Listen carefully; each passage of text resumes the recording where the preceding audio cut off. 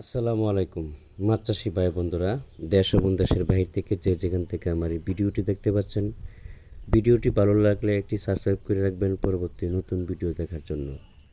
আজকে আমি আলোচনা করব 2025 সালের নতুন বছরের লাল তেলাপিয়া মাছের পোনা সম্পর্কে। যারা লাল তেলাপিয়া মাছের পোনা খুঁজতেছেন, ভালো উন্নত মানের অরিজিনাল লাল তেলাপিয়া মাছের পোনা কোথাও পাচ্ছেন না, তারা আমাদের কাছে এই পোনাগুলো সুলভ মূল্যে পাবেন। আমরা এই পোনাগুলি সারা বাংলাদেশে হোম ডেলিভারির মাধ্যমে বিক্রয় করে থাকি।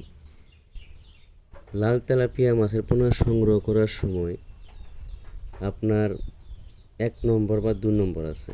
যেমন হালকা লাল থাকবে, পুরা তেলাপিয়ার রং থাকবে, হালকা লাল থাকবে, এটা হলো 2 নম্বরটা। যেটা আপনার পুরাপুরি লাল এবং কি কালো দাগ গায়ে, এটা তাহলে একবারে অরিজিনালটা।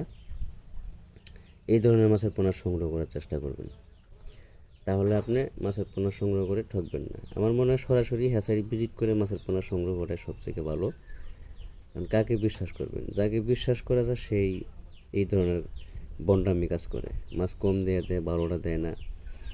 আপনারা তো ঠিকই পাইনা দেন, মাছ ভালো দেয় না, ছোটো দেয়, সাইজ যদি ভালো চান আপনার কথার কাছে কোনো মিল রাখে না।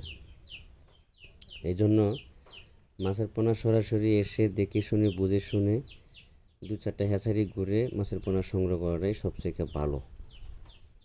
আর সবসময় এ গ্রেডের মাছের পোনা সংগ্রহ করবেন। বড় ব্রড মাছ থেকে যে উৎপাদিত পোনাগুলো আছে, এই ধরনের মাছের পোনা সংগ্রহ করবেন। এর ভিতরে A grade, B grade, C grade আছে। অনেকে এ গ্রেড বলেন, বি গ্রেড বা হয়তো বা সি গ্রেড দিয়ে দেয়। একবারে নিম্ন পর্যায়ে যে মাছগুলো আছে, খারাপ মাছগুলো, এই মাছের পোনাগুলো দিয়ে দেয়। এইসব প্রতারক থেকে সাবধান থাকবেন।